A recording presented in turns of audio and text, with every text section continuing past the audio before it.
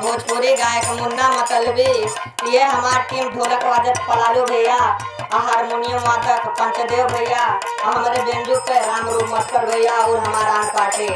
ये पार्टी करे के जैसा आप सबके बीच में वीडियो भेजी ना, आप सब लाइक सब्सक्राइब चैनल के और शेयर करें ने। बड़ा खुश बनी हम। एगो गीत और भेजती, हमें आशा ना पूरा विश्वास बाकी आप सबके जरूर पसंद आई। कैसे पलालू भैया? एगो सखी अपने सखी से कहत बा, का बताइए सखी, तोहार सैया जी ठीक ठाक होए लेकिन हमरे सैया जी एकदम नादान मिल गल बाड़ा। लेकिन कैसे कहत बा, अरे बलमुआ लइका अरे सजनवा अरे मोर बलमुआ लइका, अरे बलमुआ लइका हो बलमुआ लइका, मैं तो एतनी बड़ी मोर बलमुआ लइका, मैं तो एतनी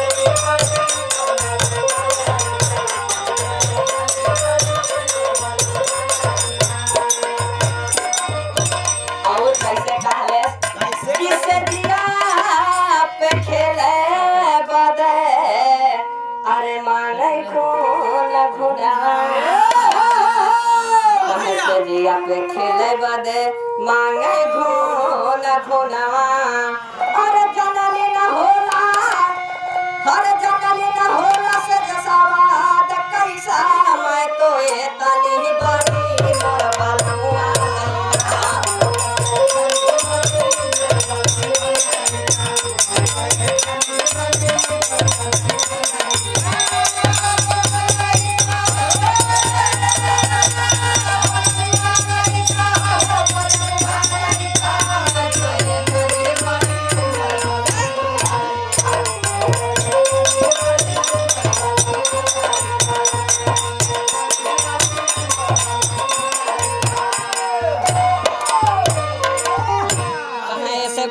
कहे से बढ़िया तो हमारे नैहर के आरे रहने पिंटू भैया।